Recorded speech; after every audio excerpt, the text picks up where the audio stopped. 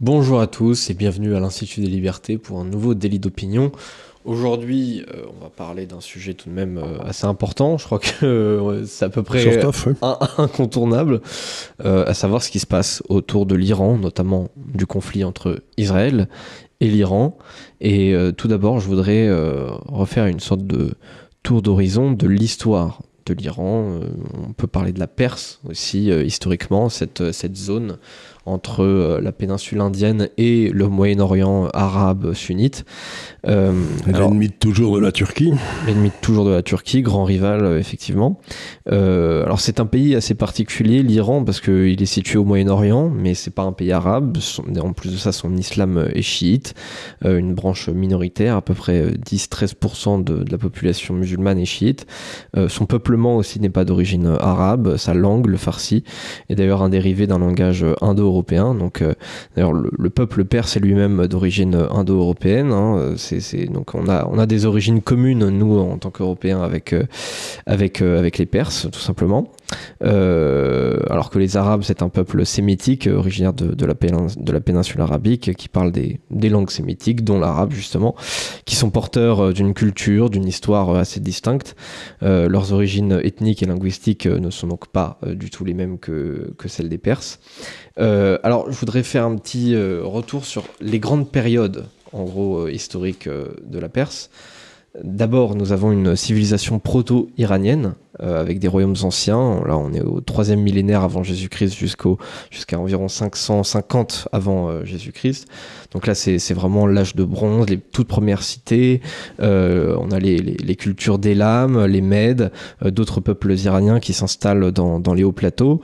Le royaume Mède, justement, c'est à la fin de cette période, donc à peu près de 700 à 550 avant Jésus-Christ. C'est le premier État iranien vraiment unifié, avant d'être supplanté justement par les Perses. Donc, ensuite, nous avons l'empire achéménide, 550 avant Jésus-Christ à 330 avant Jésus-Christ, fondé par Cyrus II le Grand.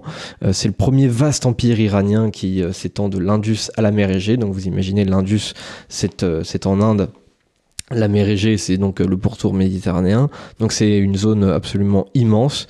Là, on a le début d'une administration centralisée, la construction de Persépolis, etc. Ensuite, nous avons la période hellénistique. Alors là, c'est en fait avec la conquête d'Alexandre le Grand, donc 330 avant Jésus-Christ. Donc là, l'ancien territoire achéménide est partagé entre les Séleucides et les royaumes satrapiques. Et puis nous avons un graduel effacement de l'autorité grecque avec l'émergence de dynasties iraniennes plus locales. Nous avons ensuite l'empire parthe de 247 avant Jésus-Christ à 224 après Jésus-Christ, donc à peu près 500 ans, fondé par Arsas Ier. Donc là, le partage est le pouvoir est partagé entre les nobles et les rois. On a une grande rivalité avec Rome aussi pour le contrôle du Moyen-Orient. C'est l'époque où Rome s'étend beaucoup plus vers l'Orient. Donc cette période, elle est caractérisée par une noblesse assez puissante, une culture Pour mixte. ceux qui lisent les bandes dessinées, c'est Alix. Les bandes dessinées d'Alix, Oui. c'est à ce moment-là, les parts et tout, c'est la bagarre. C'est vrai, j'ai pas trop lu, mais ouais. Alix, c'est très bien, ouais. ça, très bien, très bien. Ouais, tout à fait. Ensuite, nous avons l'Empire sassanide. Donc là, c'est 224 à 651. Donc là, on a le renversement des Parthes par Ardashir Ier, l'un des grands empires du monde antique, rival de Byzance. On a un renouveau du zoroastrisme, pardon, j'ai mal prononcé. Donc on a une culture architecturale, artistique, l'écriture, etc. Mais c'est un empire assez fragilisé par des conflits répétés avec l'Empire romain. Et ensuite, là, on se rapproche un petit peu de ce qu'on connaît, puisque nous avons la conquête musulmane, tout simplement, les califats, donc 651 à 1501. Donc nous avons la conquête arabe en 651, la fin de l'empire sassanide, avec une islamisation progressive de la zone, la période des califats, les Omeyyades, les Abbassides, etc. l'Iran devient un centre intellectuel avec Bagdad, l'émergence de dynasties, on a l'émergence de dynasties. Bagdad n'est pas en Iran. Hein. Non, c'est pas en Iran, mais disons que ça fait partie de l'ensemble, bien sûr. Mais c'est effectivement, vous avez raison de le préciser, bien sûr. On a l'émergence de dynasties turco-mongoles, les Samanides, les Ghaznavides, Seljoukides, etc., qui mènent tradition persane, influence extérieure. Nous avons ensuite la dynastie Safavide, 1501 à 1736. Donc là, on a la fondation de l'Iran chiite. Le chef d'État instaure le chiisme duodécimain comme religion d'État. L'apogée culturelle, artistique, avec tout ce qui est tapis, miniature, architecture, etc. C'est à ce moment-là que l'Iran l'atteint. Ensuite, nous avons la période Afsharide et Kadjar de 1736 à 1925. Donc là, je vais pas forcément beaucoup préciser cette période que je connais très très mal. Ensuite, nous avons en fait la période Pahlavi de 1925 à 1979 avec des tentatives de modernisation. Et là, on arrive sur le régime du Shah, donc le régime du Shah qui sera renversé en 1979 par la révolution islamique. Donc là, je vais aussi préciser un petit peu le particularisme chiite, puisque, encore une fois, je précise, tout le reste de la zone à peu près est sunnite, hein, sauf l'Irak et l'Azerbaïdjan globalement. Et en quoi le chiisme se distingue du sunnisme? C'est déjà par la conception de la succession du prophète. C'est la question centrale. C'est-à-dire que les chiites estiment que la direction de la communauté musulmane devait revenir à Ali, qui est gendre et cousin du prophète Mahomet, et ses descendants désignés comme imams dotés d'une autorité spirituelle et pour certains quasi infaillible. Ça va avoir une influence aussi sur la manière dont on conçoit l'autorité religieuse. C'est-à-dire que, à l'inverse des chiites, les sunnites fondent la légitimité du culte sur le consensus global de la communauté. Donc on va avoir une conception islamique beaucoup plus horizontale chez les sunnites, alors que ça va être beaucoup plus vertical chez les chiites. Là, ça va être vraiment les imams qui vont décider de ce que le culte est, là où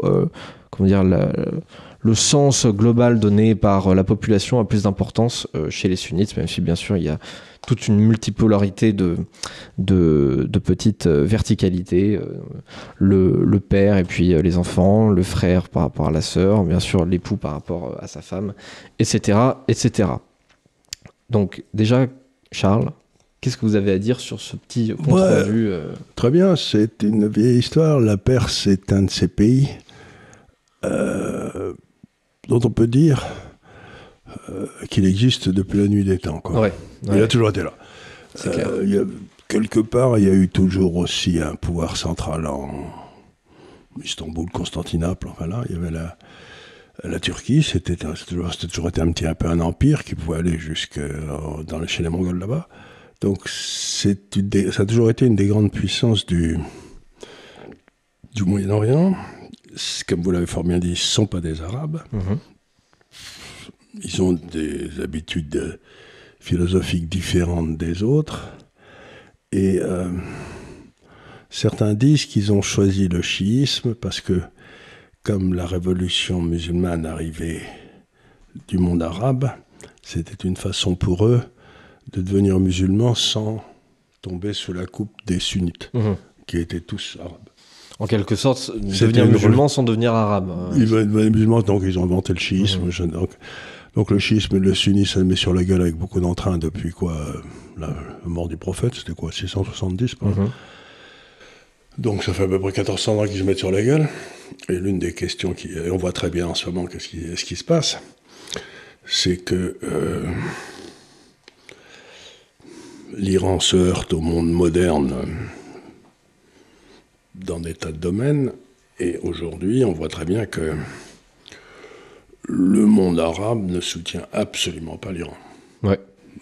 Tout le monde est en train de m'expliquer que le monde arabe devrait faire ceci, le monde arabe devrait faire cela. Il faut se souvenir que,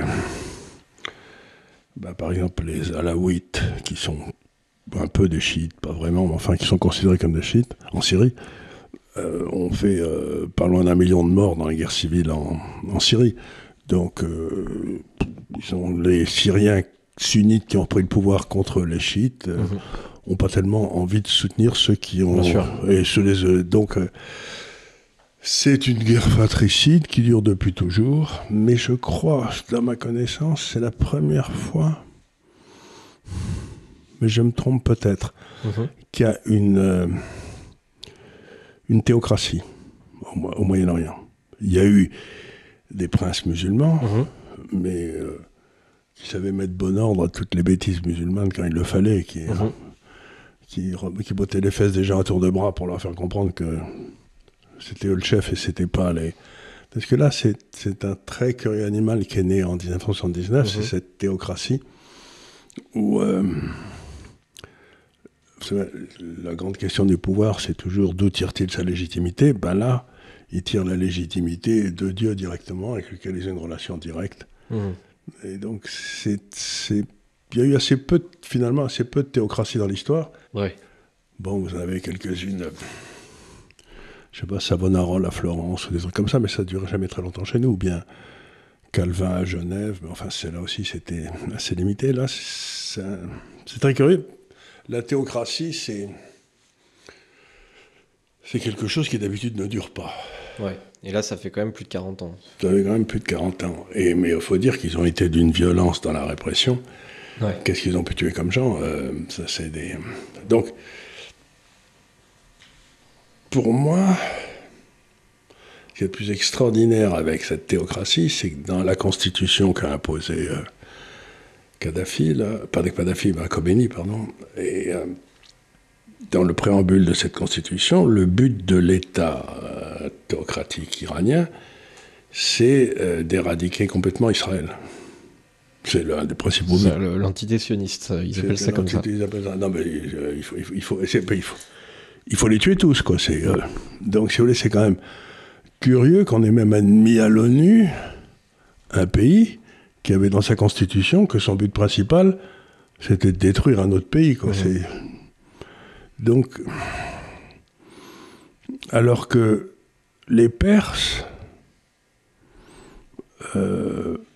historiquement, avaient jamais été antisémites, et si mes souvenirs sont exacts, c'est Cyrus, qui était perse, qui avait permis aux Juifs de revenir à Jérusalem après qu'il l'ait perdu. Donc il y avait plutôt des bonnes relations entre le Shah et Israël pour tenir le monde arabe. Donc, pourquoi M. Khomeini et Khamenei derrière sont tellement anti-sionistes et antisémites, je ne sais pas, mais en tout cas, c'était le cœur, c'était de se débarrasser des Juifs, quoi. Ouais, effectivement. C'est-à-dire que la période juste avant la révolution islamique, c'était donc la monarchie avec le Shah d'Iran. Ça devenait un pays moderne, hein, ok, c'était pas... Alors, effectivement, il y avait des excès et tout, mais enfin, il y avait eu beaucoup de développement aussi. Tout à fait. C'est-à-dire que le gros problème de cette période, c'est que il y avait une tentative de modernisation, ils étaient pro-américains, etc. Mais c'était un peu une modernisation forcée. Et aussi, il y a eu un enrichissement d'une élite par la réalité, bien sûr, il y a eu un enrichissement d'une élite qui s'est passé, mais c'est surtout parce que la quasi-totalité des terres appartenaient au clergé. Ouais. Et que le Shah voulait le rendre à la population. Ouais. Et donc le clergé trouvait que c'était pas du tout une bonne idée, quoi. Ouais, tout à fait. Tout à fait. Le clergé avait une influence absolument énorme dans tout ce qui était mosquée, école religieuse. Enfin, ils avaient une influence dans la population. Il y avait trois pouvoirs. Il y avait le Shah, il y avait ce qu'on appelait le bazar, c'est-à-dire les milieux d'affaires, et il y avait le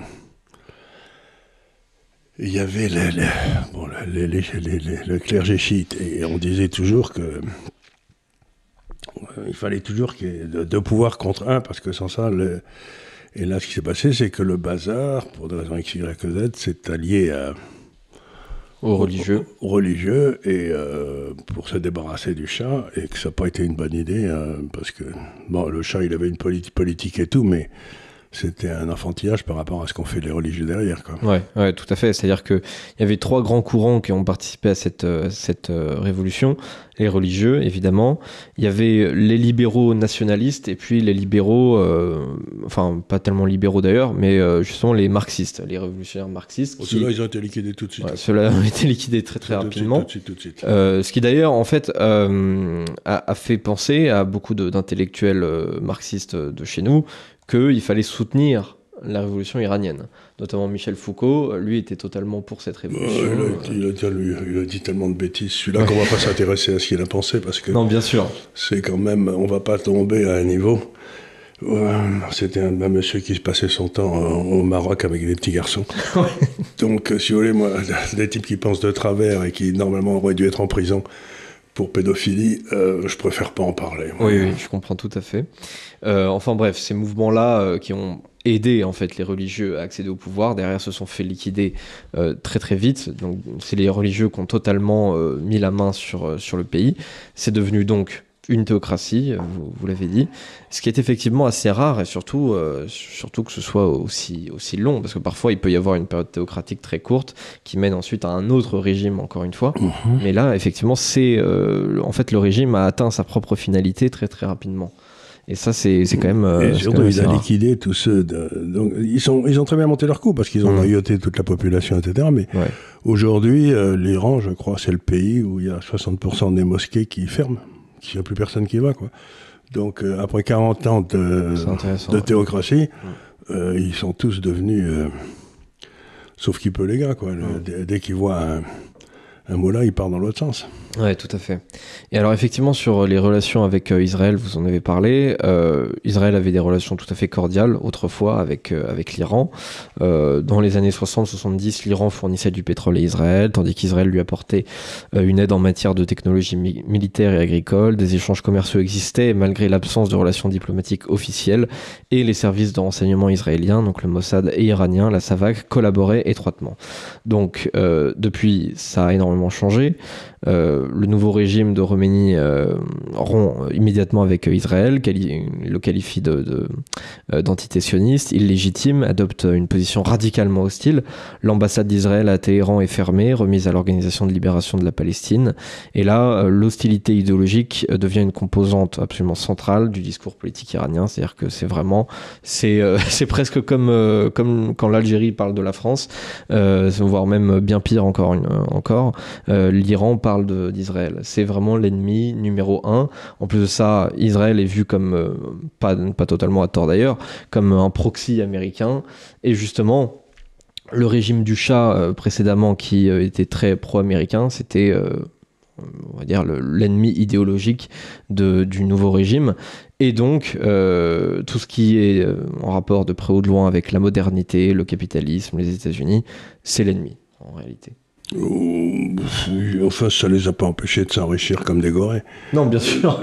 Il n'y a pas plus corrompu que ce régime-là, si vous voulez. Ça a été... ils ont tué, volé, pillé, massacré, violé, mis en prison, des faux jugements.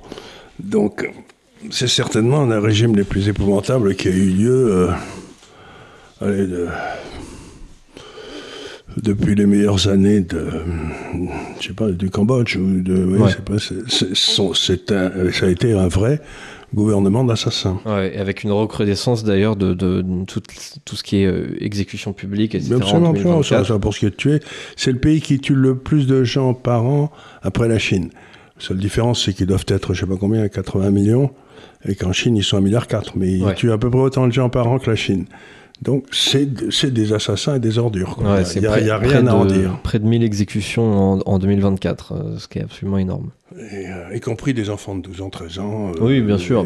Exécution publique, on vous accroche à des crocs de boucher en public. Enfin, je veux dire, j'ai vu des photos, mais c'est inouï. C'est épouvantable. Ce pays, et que... c'est très curieux parce que, si vous voulez, il tue plus de 1000 personnes par an, plus tous les gens qui faisaient tuer partout, en cachette. Et personne ne parlait de ces meurtres dans la presse.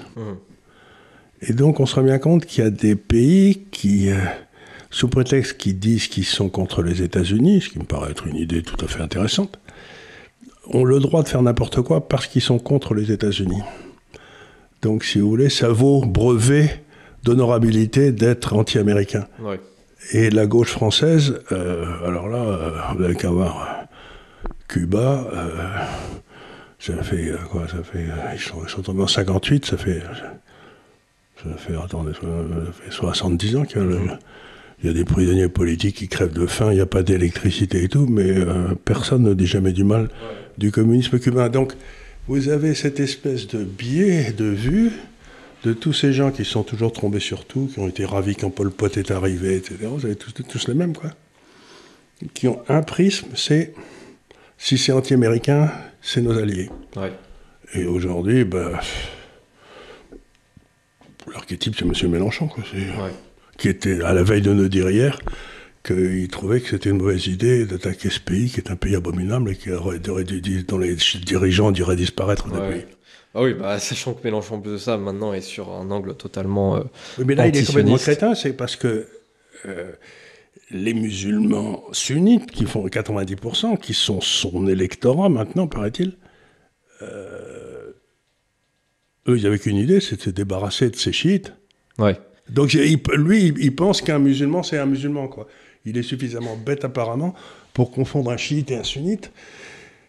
Et moi, je suis stupéfait de voir l'imbécilité des discours de Mélenchon, qui pense que tous les musulmans sont pareils. Ouais. Mais il n'y a rien à voir entre un chiite et un sunnite. Il doit se dire simplement qu'il soit chiite ou sunnite, il s'oppose à Israël, je m'oppose à Israël, donc je suis copain avec les Iraniens. Oui, mais si vous voulez, c'est être copain avec Hitler parce qu'il s'oppose aux communistes, quoi. Vous voyez, c'est à peu près aussi intéressant. C'est en 1940, il y en a plein qui ont fait cette analyse. Oui, il y en a quand... C'était pas les plus malins. En fait, ce qui est extraordinaire, c'est de voir à quel point M. Mélenchon ne connaît rien à rien, quoi. Ouais. Ni de l'histoire, ni du coin.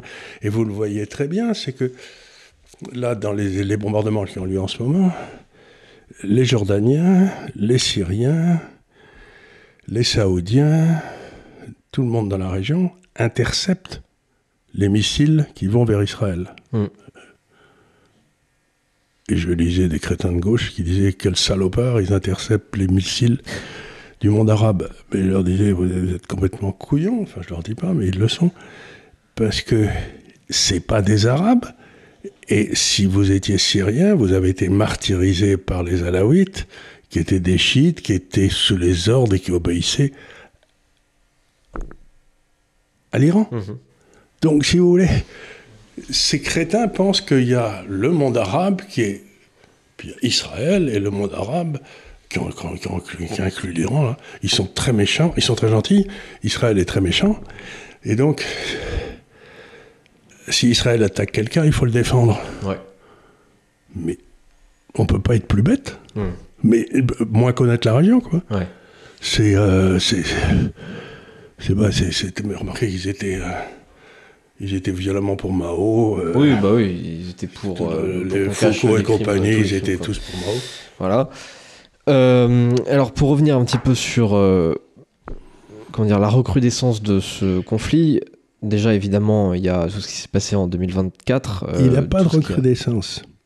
Je m'explique, parce que là encore, je ne suis pas du tout d'accord avec toutes les analyses que je fais et que je vois. Le 7 octobre. Oui. Il y a eu une attaque organisée par le Hamas qui a tué 1300 ou 1400 personnes en Israël, ayant franchi la frontière, parce qu'ils étaient juifs. Ouais. Uniquement parce qu'ils étaient juifs et qu'ils étaient là. Ça s'appelle un génocide. Et à ce moment-là, je crois que la population juive en Israël a compris que les Iraniens ne plaisantaient pas. Quand ils disaient qu'ils voulaient génocider tout le peuple juif. Oui, parce que bien sûr, les Iraniens soutiennent le Hamas, le Hamas en Palestine et le Hezbollah au nord, au Liban. Voilà, et la Syrie, à l'époque. Ouais. Donc, ils se sont dit, maintenant, au début, ils croyaient que c'était des plaisantins qui disaient ça comme ça pour dire du mal des Juifs, si vous voulez, comme si c'était une aimable plaisanterie. Hein. Bien sûr. Et là, ils se sont rendus compte que ça ne va pas du tout. Donc, je crois que la décision a été prise par des instances politiques, d'ailleurs, en Israël, de liquider le danger iranien, pour toujours. Ouais. Donc, ils ont commencé par se payer le Hamas, avec une certaine brutalité, à Gaza. Puis, en même temps, ils ont liquidé le Hezbollah, le Fatah et la Syrie. Où ce brave Hafez al-Assad est tombé. Hein. Boum. Ouais, Bachar. Bachar al-Assad, c'est son père, Hafez. Ouais. Donc, ils sont tombés. Donc, ils ont liquidé tout ce qui aurait pu être des fronts secondaire s'ils attaquaient directement l'Iran. Parce qu'ils auraient... tout ce qui était à la frontière. Tout ce que l'Iran avait mis en place partout comme espèce de tampon pour empêcher Israël de la rentrer dedans. Donc ils les ont liquidés les quatre, là, c'est fait, c'est fait. Et ensuite, maintenant, ils vont pour la jugulaire, et je crois honnêtement qu'il n'y a que deux possibilités. Je crois que d'abord qu'ils vont faire sauter les installations pétrolières pour que ces gars-là n'aient plus un rond. Ouais. Parce que pour l'instant, ils tenaient le pognon, donc ils pouvaient acheter des criminels, mais à partir du moment où vous payez plus les criminels ou la police, votre pouvoir diminue assez fortement. Et donc, ils essayent de faire tomber le régime. Et il n'y a que deux possibilités, où il va y avoir un changement de régime, et à ce moment-là, l'Iran rentre dans le concert des nations et se retrouve dans cette espèce d'immense zone de croissance dont j'ai souvent parlé, qui part du sud de la Russie, la Crimée, et qui arrive jusqu'à l'Inde, vous voyez, cette espèce d'immense croissant. Et donc, ils ont tout le droit d'y être là, et ils y seront, ils ont des très belles universités, ils feront ça avec la Turquie, tout ça, ça passera très bien. Ils arriveront même peut-être à développer le Pakistan, si on a du pot, où il y a une autre série de crétins redoutables qui existent. Ou bien, ils restent au pouvoir, ces gens-là, et à ce moment-là, ils rejoindront le Pakistan dans la catégorie des États faillis, des États qui ne marchent pas, des pays qui sont avec des risques de sécession, etc. Mais je crois qu'on arrive à un moment que j'attendais depuis 40 ans, où enfin, on va nous débarrasser de ces criminels. Donc, alors, est-ce que vous pensez, par exemple, que là, ce qu'on explique depuis quelques jours, c'est que l'Agence internationale de l'énergie atomique a jugé que l'Iran était non conforme à ses obligations nucléaires, une première fois en 20 ans. Donc l'Iran, normalement, est parti à des obligations par rapport à... Oui, tout le monde avait signé cette idée. Voilà. Mais en plus, il y a une différence. Les gens disent, mais Israël a l'arme atomique. Je dis, mais il n'y a pas dans la constitution israélienne le fait que dès qu'ils auront l'arme atomique, ils vont aller bombarder l'Iran. Oui. Tandis que là, si vous laissez une bande de cinglés comme eux avoir l'arme atomique, ils vont le filer au Hamas ou je sais pas qui vont aller faire sauter Tel Aviv. Donc, c'est exactement comme en 1934-35, je me souviens plus très bien, la Ruhr.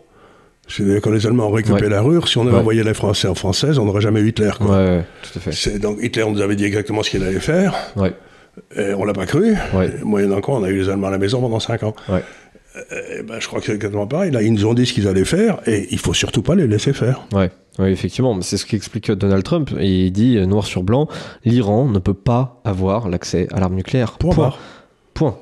Et d'ailleurs, qui est véritablement en désaccord avec ça? Parce que même les alliés, entre guillemets, de l'Iran, les Russes, les Chinois, est-ce qu'ils ont vraiment envie que l'Iran ait accès à l'arme nucléaire? Non, d'abord, c'est pas ça. Puis en plus, les Russes, les Chinois, vous remarquez que d'abord, tous les pays arabes, doivent être, l'Arabie Saoudite et tout, doivent être en train de dire aux Russes, aux Chinois, dites les gars, si on pouvait se débarrasser de ces gars-là, on pourrait enfin faire des affaires. Ouais, c'est clair. Parce que nous, sans ça, on peut pas bouger parce qu'il y a des terroristes partout. C'est clair. Donc, ils ont financé le terrorisme mondial partout, quoi. Ils ont tué des gens à Paris, je me souviens, il y avait un ancien premier ministre iranien qui avait été abattu dans le 16e par les services secrets iraniens. C'était quelques temps après la chute du Shah. Donc, si vous voulez... Vous avez un régime criminel, vous ne pouvez pas le laisser agir. Je ne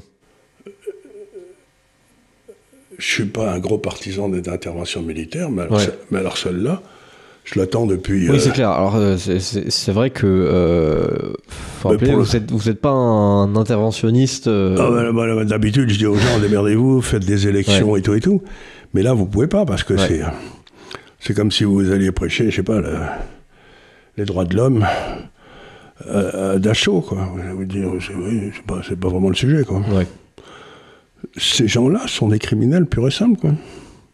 Et est-ce que vous pensez que c'est possible de renverser ce régime et de faire quelque chose après qui soit s'ils ont plus un rond construit?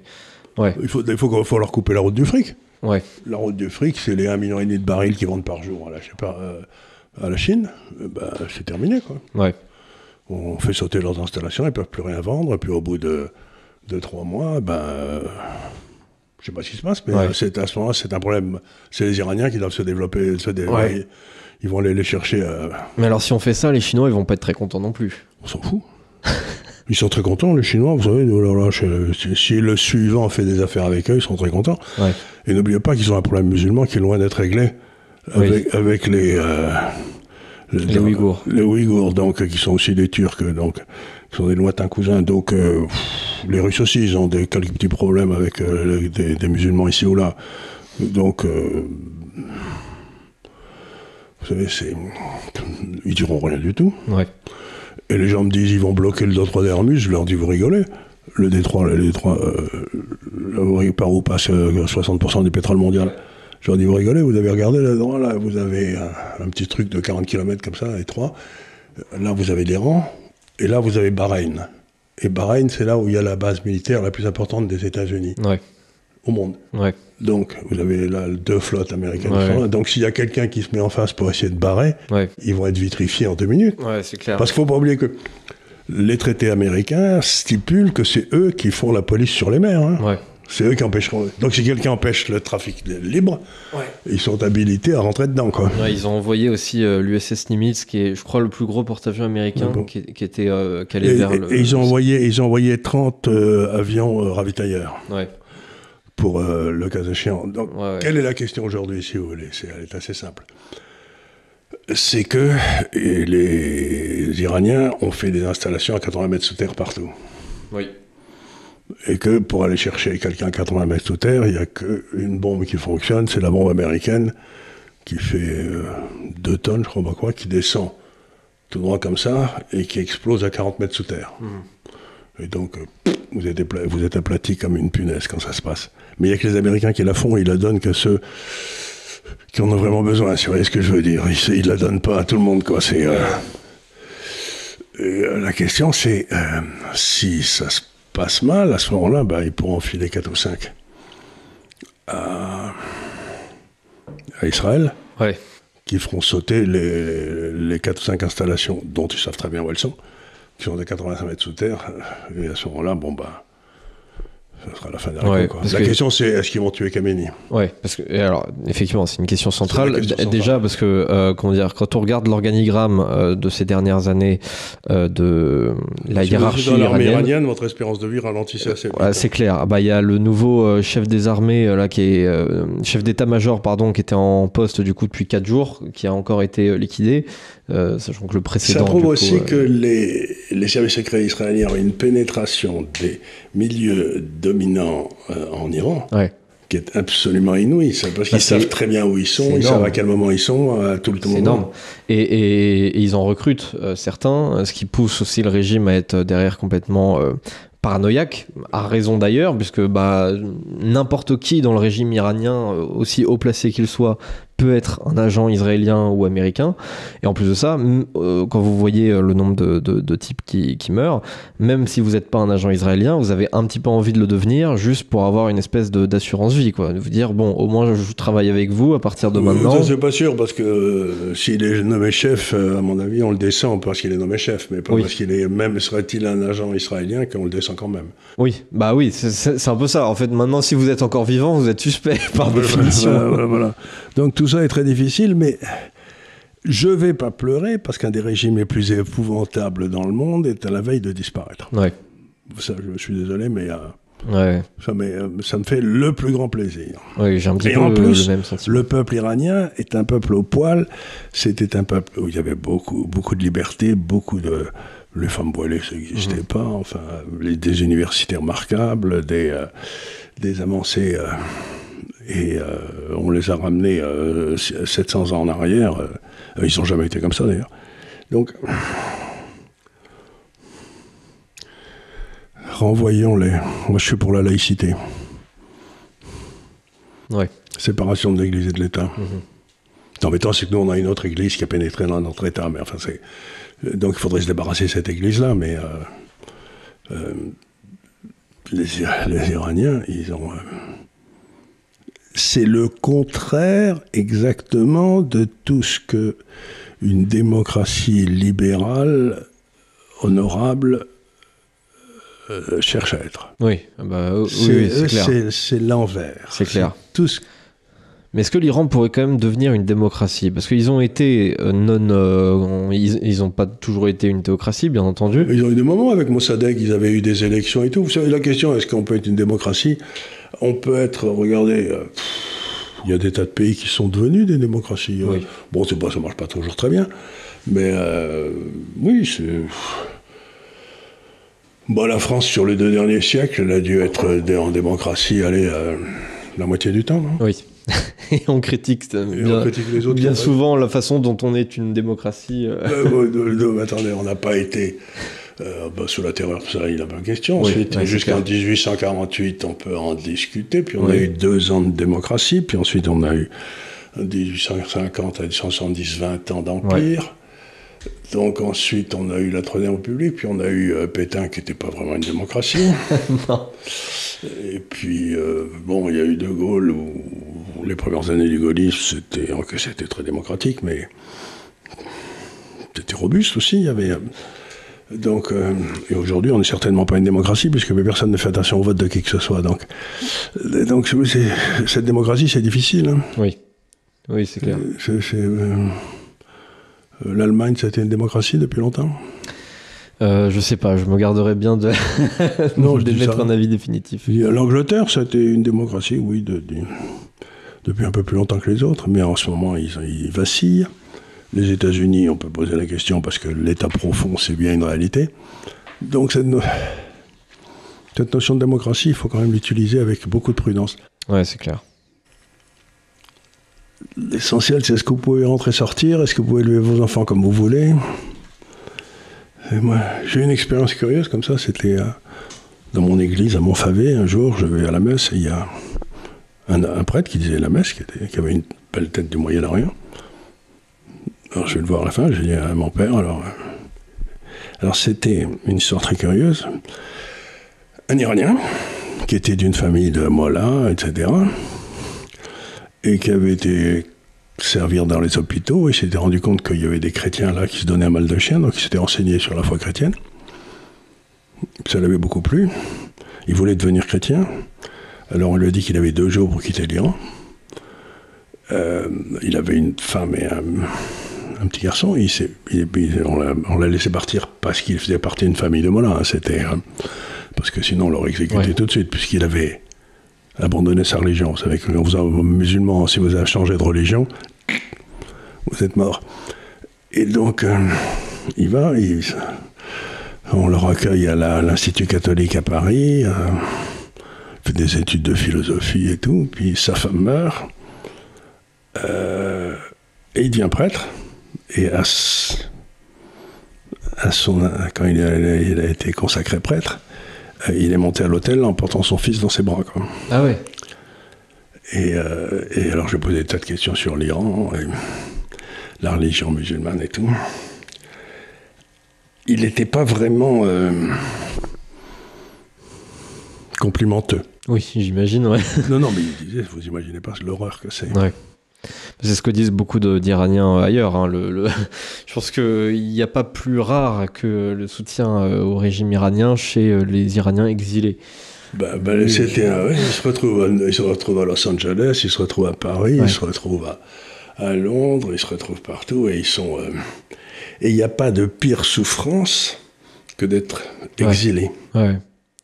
C'est être viré de votre pays pour plus jamais y revenir, c'est une souffrance insupportable. Oui, bien sûr. Il y a à peu près 9 millions, je crois, d'Iraniens exilés dans le monde. On peut dire... et ceux-là, probablement, si ça redevenait... Ils doivent être à la tête, probablement, de capitaux importants, parce qu'ils ont bien travaillé. C'est généralement des gens qui réussissent assez bien dans la vie. Qui sont docteurs. C'est beaucoup de gens qui faisaient partie plus ou moins de l'élite ou au moins de la bourgeoisie. Oui, parce que ces régimes théocratiques, ils sont contre la science et ils sont contre le progrès, comme on disait autrefois. Le commerce, dès qu'il y a un type normal, ils le liquident. Exactement. Dès que vous en sortez un petit peu trop dans la vie, vous êtes suspect. Vous êtes suspect, c'est que vous avez volé les pauvres. Et puis ensuite, on s'inscrit à LFI. Parce que c'est le même genre d'intelligence. Oui. Donc, ils ont un actif énorme, l'Iran aujourd'hui, c'est ces 9 millions de gens à l'étranger. Ouais. Et c'est sûr, alors ces 9 millions de personnes, la grande question, ça va être est-ce qu'ils reviendraient en Tous Iran? vent du bas. En tout cas, ils réinvestiraient certainement là-bas. Parce que ça, C'est évident. Ce serait absolument essentiel, c'est sûr. Et puis quand vous regardez l'Iran, ils partagent à moitié le plus important gisement de gaz au monde avec le Qatar. Là. Pour l'instant, on n'a pas fait des trous et tout parce que les Iraniens ne peuvent pas exporter. Pour des tas de raisons, donc il y a des pénalités contre eux, donc ça ne sert à rien de faire des trous. Ouais. Mais le jour où l'Iran devient un pays normal et fréquentable, je vous assure qu'ils vont se mettre à exporter comme le Qatar, et là, le pognon va rentrer pour faire des investissements. Il n'y a pas eu d'investissement fait en Iran, dans les hôpitaux, etc., depuis 40 ans. Oui, bien sûr. Et pareil sur les gisements de pétrole, alors j'ai vu que l'Iran n'avait jamais produit autant de pétrole qu'avant la révolution iranienne. Bien sûr. Depuis, ils n'ont jamais réussi à non, parce qu'ils ont... c'est un truc de technologie difficile, donc vous avez besoin de Schlumberger, d'Ali Burton et tout ça. Si vous avez que des crétins qui connaissent le Coran par cœur, ça vous fait pas sortir le pétrole du trou. Hein. Oui, c'est comme le Venezuela aussi qui a des problèmes monumentaux avec... Clairement pareil. Ils avaient nationalisé le pétrole au Venezuela et du coup, maintenant ils crèvent de faim. Alors que c'est au Venezuela qu'il y a des réserves de pétrole les plus importantes du monde. Prouvé. Ouais. Donc le Venezuela, s'ils se débarrassaient de leurs crétins, là aussi... C'est quand même assez fou, parce que quand vous avez des réserves de gaz ou de pétrole, vous vivez la vie en mode facile, quoi. C'est-à-dire que vous n'avez même pas besoin c'est la malédiction du pétrole. En fait, on se rend compte que les pays qui ont du gaz et du pétrole, ils ne se concentrent pas sur le reste. Donc, Non, mais c'est pas ça. Il y a la corruption, il y a tout ça qui se met, il y a les luttes pour le pouvoir. Et la seule chose qui vous rend riche, c'est de travailler. Je n'ai pas d'avoir du pétrole et du gaz dans le sol. C'est pour ça que j'entends. Il y a plein de gens qui me disent sans arrêt sur le site là, qui écrivent la France ou l'Europe s'est enrichie en pillant l'Afrique, n'importe quoi. Lisez les bouquins, lisez les livres de Marseille sur Jacques Marseille, etc. Et vous verrez Daniel Lefebvre aussi. Vous verrez, donc arrêtez de dire qu'on s'est enrichi parce qu'on travaillait mieux, plus efficacement que vous. C'est pas parce qu'on a été vous prendre des trucs et qu'on les a vendus. C'est ce que j'appelle la valeur de rareté. Il y a la valeur d'efficacité, qu'est-ce qu'on a découvert, et la valeur de rareté, qui a une mine d'or en Afrique. On s'en fout de la mine d'or, c'est pas ça qui nous a rendu riches. Oui, tout à fait. Et puis, par ailleurs, on a aussi réussi à exploiter des matériaux qui jusque-là n'étaient pas exploitables. Imaginons que demain, on arrivait par un procédé chimique extrêmement complexe à transformer du sable, par exemple, en acier, j'en sais rien. On installerait des mines au Sahara, et on nous reprocherait de piller le sable. D'accord. Qui servait à rien, qui n'a jamais servi à rien. Qui n'a jamais servi à rien, qui vous empêchait de faire des villes, etc. Donc j'ai envie de dire, ce serait plutôt un bon débarras. Mais oui, à chaque fois, c'est comme ça. D'ailleurs, il y a une inversion logique, puisque si nous étions pauvres et sous-développés, et que l'Afrique était riche et surdéveloppée, comment on a réussi à les coloniser aussi facilement? C'est quand même, va falloir me l'expliquer. Aussi facilement, comment ils ont fait aussi pour se vider de leur population en mettant sur l'esclavage leur population qui vendait soit aux Arabes, soit à l'Amérique du Sud, là-bas, parce qu'ils... Donc, si vous voulez, l'idée que l'enrichissement... Ça vient toujours de l'idée que l'enrichissement vient de l'exploitation de l'autre. Oui, tout à fait. Ce qui est complètement différent. Absolument, oui. Tout à fait. S'il suffisait d'exploiter l'homme pour être riche, on aurait été riche depuis un peu plus longtemps que la révolution industrielle, parce que ça fait 40 000 ans qu'on est vachement bon, c'est exploiter les uns les autres. L'enrichissement, l'accélération de l'enrichissement de l'Europe est plutôt concomitant avec l'abolition de l'esclavage, d'ailleurs. C'est toujours ce que j'ai dit, le christianisme, en interdisant l'esclavage, ce qui était le cas, à forcer le progrès technique. Dans la mesure où vous avez 5 gars qui peuvent courir, vous n'avez pas besoin de l'eau courante. Mais si les 5 gars sont plus là, vous trouvez que l'eau courante, c'est quand même mieux que d'aller chercher l'eau vous-même au puits. Absolument. Donc le progrès technique est le résultat de l'interdiction de l'esclavage. Oui, tout à fait. Le développement de l'ingénierie, de la mécanique, etc. C'est toujours pareil. De la connaissance vient la richesse. Absolument. Et alors, pour revenir à ce qui s'est passé vraiment dans un laps de temps très court, donc hier, au moment où on tourne cette émission, juste après avoir atteint la station de télévision d'État iranienne, ce qui a donné lieu à une vidéo, je trouve particulièrement amusante, mais enfin bon. On voit la pauvre fille essayer de se barrer. Téhéran a annoncé derrière une pluie ininterrompue de missiles jusqu'à l'aube. Alors finalement, il y a seulement entre une vingtaine et une trentaine de missiles qui ont été envoyés, et il semblerait, d'après ce que j'ai lu, qu'aucun n'avait atteint de cible, donc pas de dégâts matériels, pas de dégâts humains. L'Iran s'est dit d'ailleurs favorable à reprendre des négociations, tandis que Donald Trump de son côté a annoncé que les États-Unis ne s'engageraient dans le conflit que si des Américains sont ciblés par l'Iran.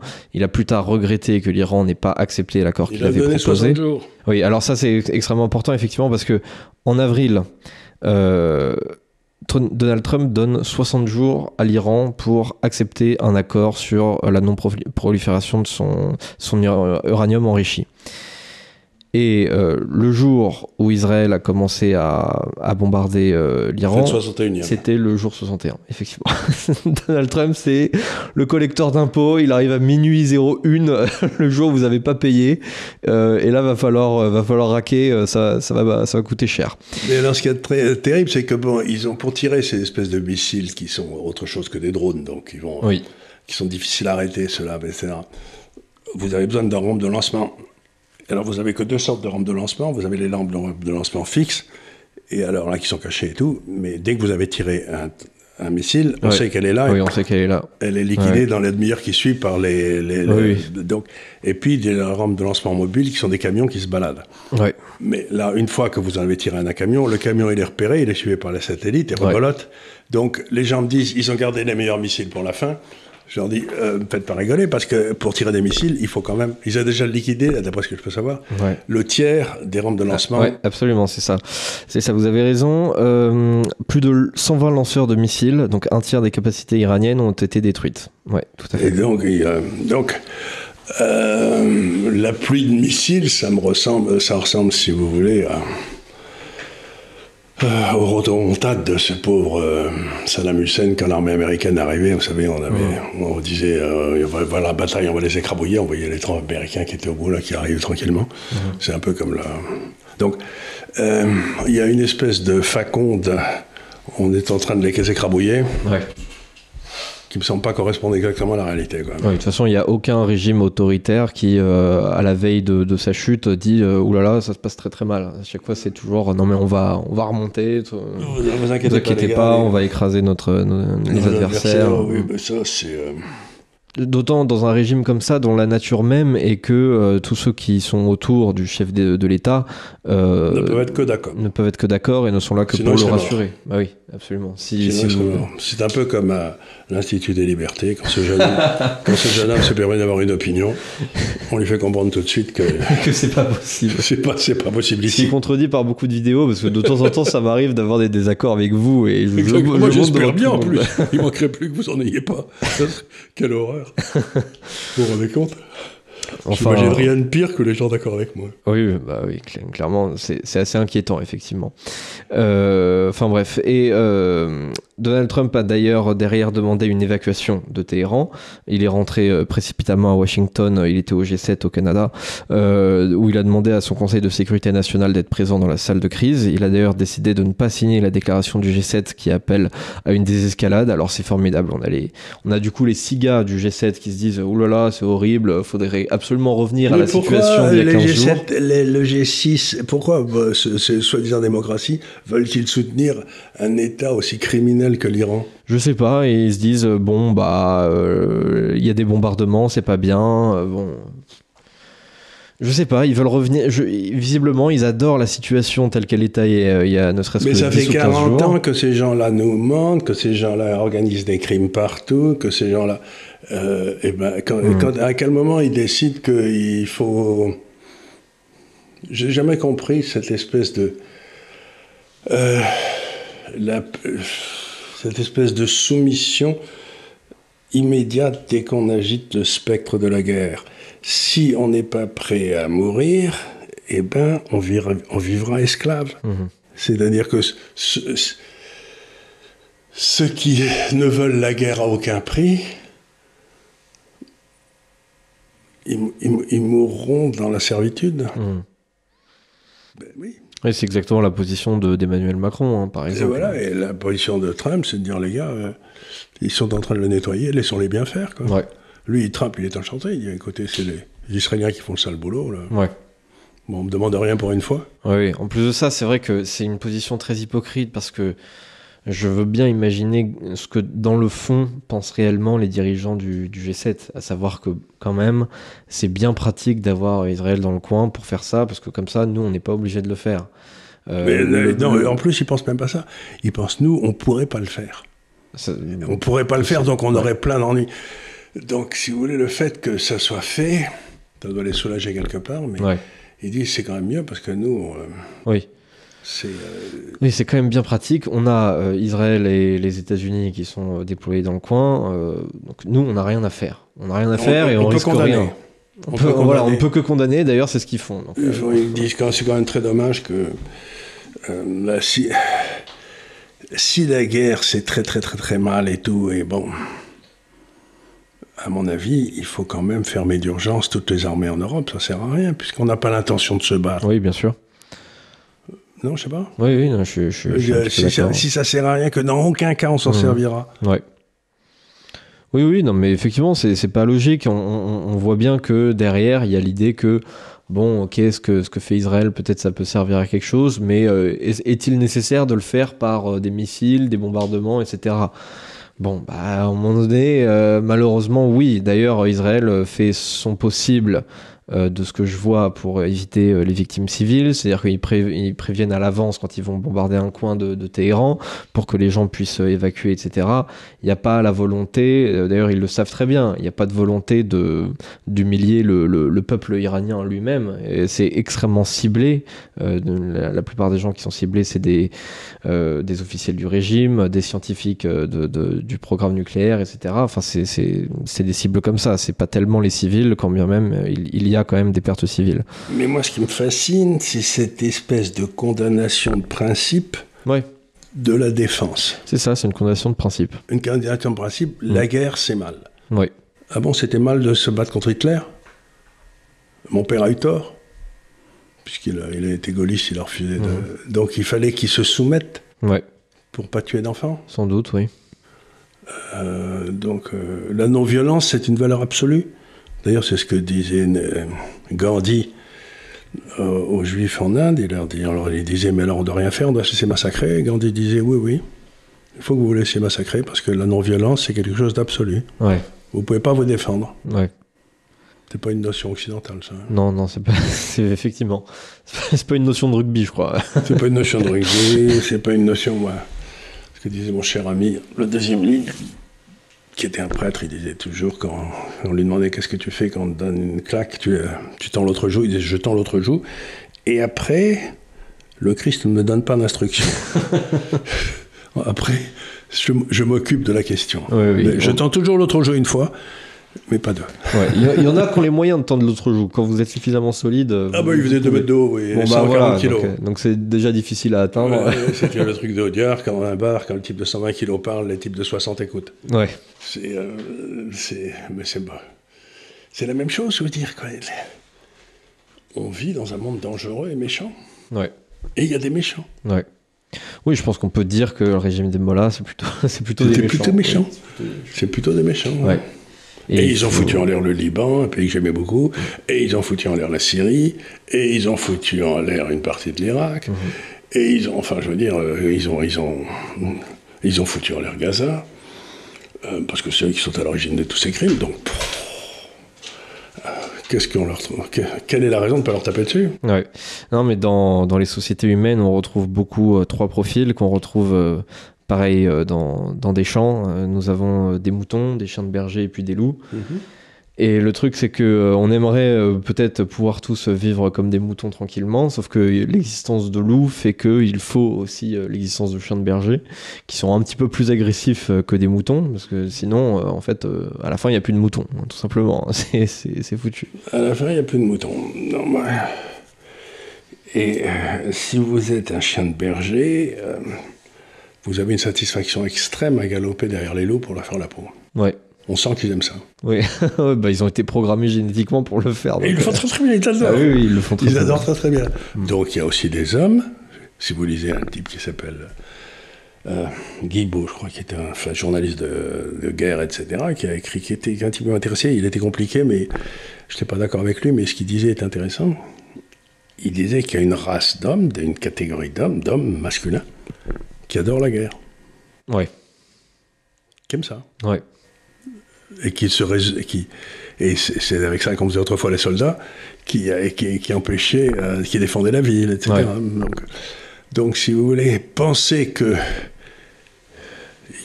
les hommes masculins, il y en a tout un tas qui adorent la guerre. Oui, bien sûr. Bah, y a plein d'hommes qui ont été traumatisés par la guerre, mais si on pense à un type comme Ernst Jünger, par exemple, il expliquait dans Orage d'acier que, en fait, il avait absolument adoré la guerre. C'est complètement fou.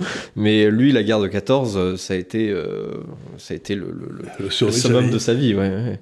Le summum de son accomplissement en tant que sur Terre. Parce qu'il y a la camaraderie, il y a tout ça. Et donc, ben oui, dans la nature humaine, il y a cet amour du combat. Qu'on a maintenant un peu transporté dans le sport, mais ça existait toujours. Hein. Ouais, et puis on le ressent bien chez Tsahal aussi. Chez les Israéliens, il y en a qui sont très très contents de faire la guerre. Mais c'est un truc. C'était un des grandes surprises. C'est un homme de gauche, ce gars-là. C'est une de ses grandes surprises, c'est que lui-même, de temps en temps, se sentait, alors qu'il était co-correspondant de guerre, se sentait littéralement porté par l'excitation de la guerre. Ouais. Je ressens très fortement ce plaisir à être en guerre. Quoi. Ah ouais, bien sûr. Bah, on peut comprendre. Après, c'est des émotions extrêmement fortes.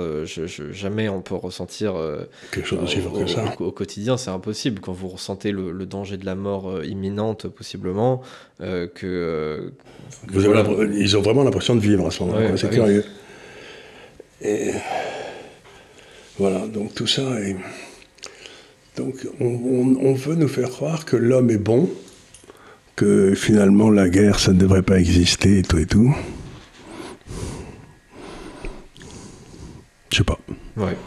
Oui, bien sûr, la guerre doit être exceptionnelle, mais disons que parfois elle peut être justifiée, surtout que effectivement on est dans une situation où on a un régime théocratique, détestable, avec des hommes d'État possiblement irrationnels qui souhaitent absolument détruire un État dans la zone, à savoir Israël, qui fait tout pour obtenir l'arme nucléaire, qui permettrait justement d'arriver à cette fin.